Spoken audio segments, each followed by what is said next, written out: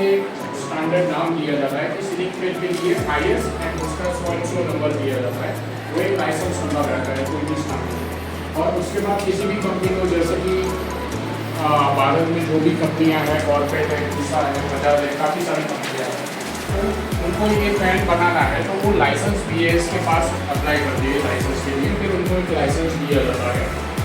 उसके बाद वो भारत में कोई भी प्रोडक्ट्स बना सकते या फिर उसकी सेलिंग कर सकते हैं। और ये BIS की मेन एक्टिविटीज़ है कोई भी प्रोडक्ट का लाइसेंस बनाने के लिए।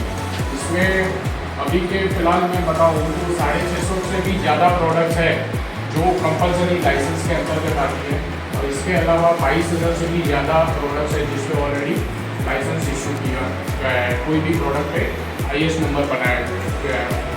जैसे कि आपने जो भी अपना स्कूल ड्रेस पहना हुआ है उसके बारे में भी स्टैंडर्ड बनाए गए हैं, जो बेंच में आप बैठे हुए हैं उसके लिए भी स्टैंडर्ड बने गए हैं, जो बैग आप यूज़ कर रहे हैं, पेन यूज़ कर रहे हैं, ऐसी काफ़ी सारी प्रोडक्ट्स हैं जिसपे ऑलरेडी स्टैंडर्ड बने हुए हैं, इसके बारे में शायद आपको जानकारी नहीं होगी। तो मैं एक बात पूछना चाहूँगा, BIS के बारे में इससे पहले किसी ने सुना हुआ है या कोई भी जानकारी हो किसी को भी?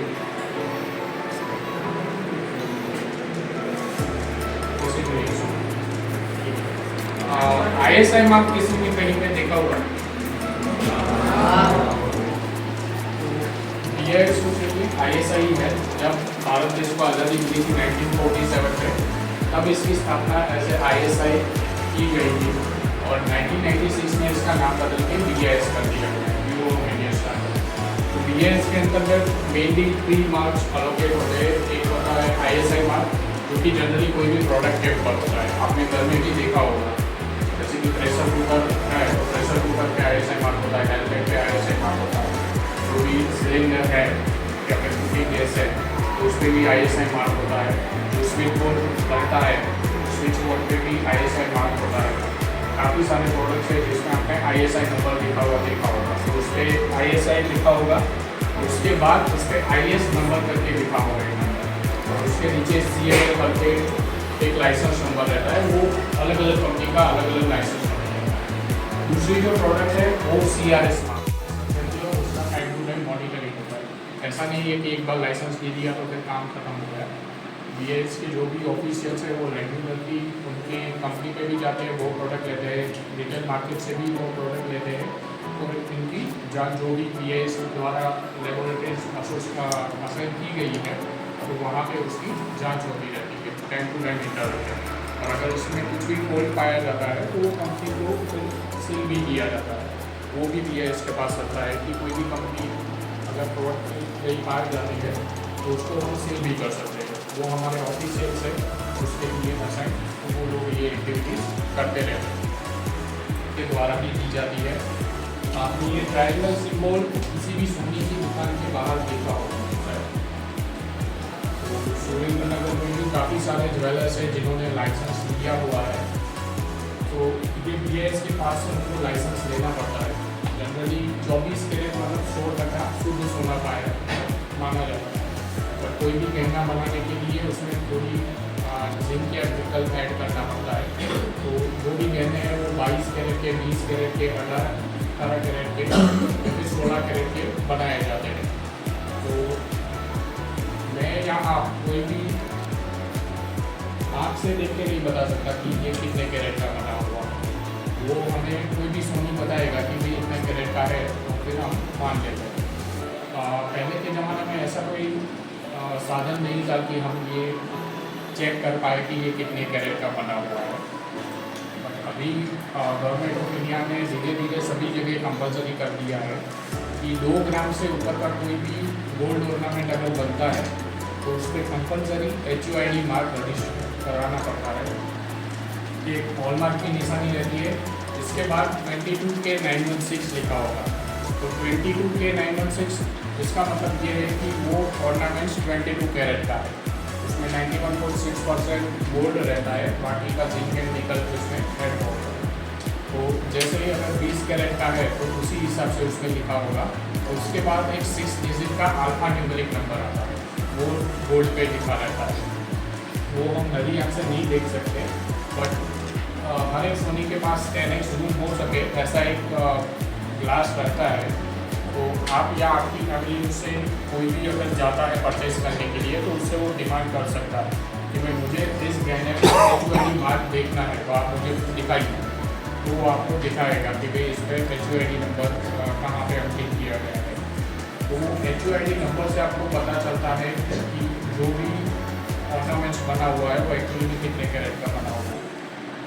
और ये हम पता कैसे करेंगे कि वो सही है या नहीं है। जैसे कि ISI मार्क किसी भी प्रोडक्ट पे लगा है या CRS मार्क लगा है या फिर हॉलमार्क का HUID नंबर है, तो वो सही है कि नहीं है, वो गलत है, वो हमें कहाँ से पता चलेगा।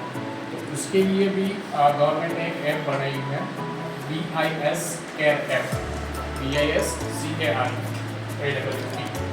या प्ले स्टोर में जाके या फिर एप्पल यूज़ कर रहे हैं तो iOS में जाके वहाँ से डाउनलोड कर पाएंगे। ये फ्री ऑफ चार्ज है गवर्नमेंट ऑफ इंडिया के सिटीजन के लिए। तो ये ऐप आप यूज़ कर सकते हैं। इसमें मैं आपको दिखाऊँ किस तरह से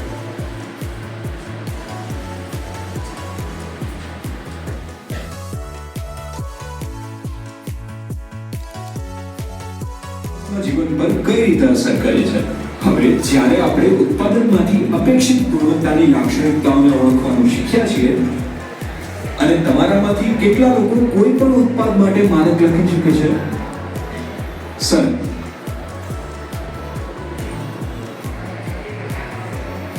આ વિડીયો એટલા માટે તમને બતાવવામાં આવેલો હતો કે તમને થોડી ઘણી સમજ આવે BIS વિશે, અને કોઈ પણ પ્રોડક્ટ્સ હોય તો એના ઉપર કઈ રીતના માનકો લાગુ થતા હોય છે એનો તમને થોડો ઘણો આઈડિયા મળે।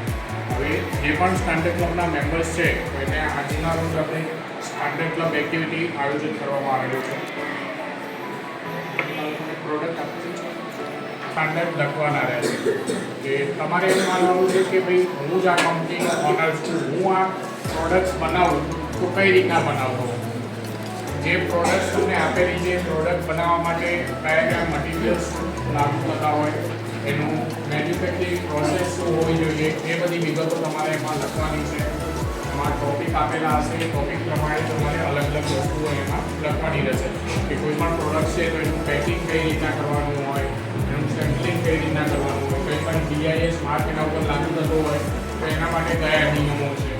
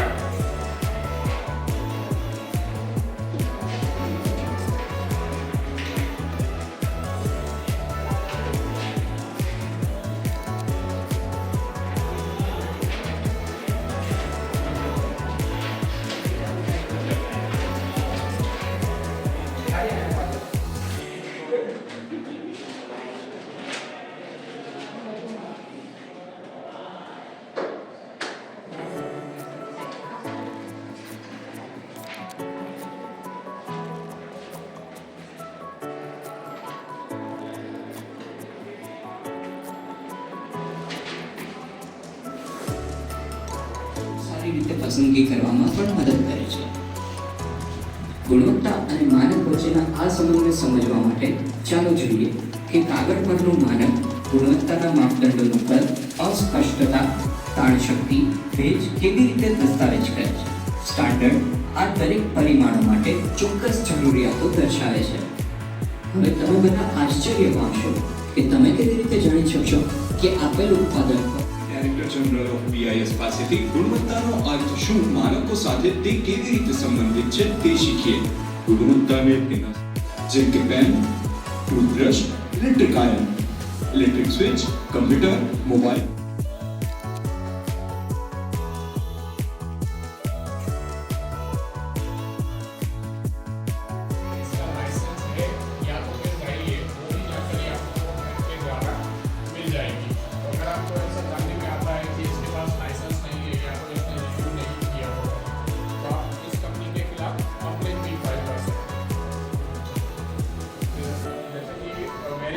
HUID लिखा हुआ है, तो यहाँ पे कोई भी आप गोल्ड ऑर्नामेंट्स लेने के लिए जाते हैं तो यहाँ वहाँ पे कैजुअलिटी नंबर रहता है 6 डिजिट का अल्फान्यूमेरिक नंबर, तो वो आप एंटर करके कोई भी ऑर्नामेंट्स के बारे में जानकारी प्राप्त कर सकते हैं कि वो कितने कैरेट का बना हुआ है, उसमें कंप्लीट डिटेल्स आ जाएगी, किस वर्ड से बनाया हुआ है, CRS नंबर जो कि इलेक्ट्रॉनिक्स प्रोडक्ट के ऊपर रहते हैं। तो वो 8 नंबर रहता है, तो वो 8 नंबर एंटर करके आप कोई भी इलेक्ट्रॉनिक्स प्रोडक्ट के बारे में जानकारी प्राप्त कर सकते हैं। जैसे कि मैं वैल्यू दिखा दूँ,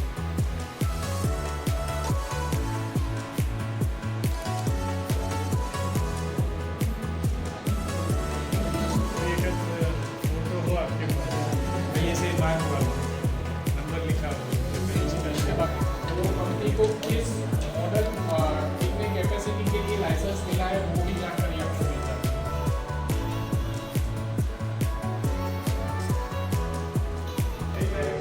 दूसरा वैल्यू देखो सॉफ्टवेयर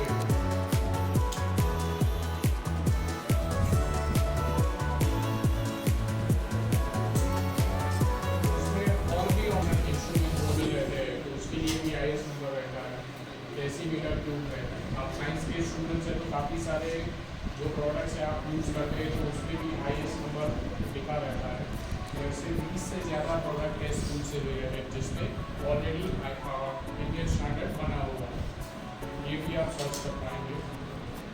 तो इसमें अगर आपको कोई भी कंप्लेंट करनी है तो कंप्लेंट भी कर सकते हैं, किसी के स्टैंडर्ड के बारे में जानना है, लेबोरेटरीज के बारे में जानना है, कोई भी प्रोडक्ट्स के लिए अगर रिकॉल हुआ है तो वो भी जानकारी आप इससे प्राप्त कर सकते हैं। BIS के बारे में कुछ जानना है, BIS की कोई भी एक्टिविटीज़ है, डेली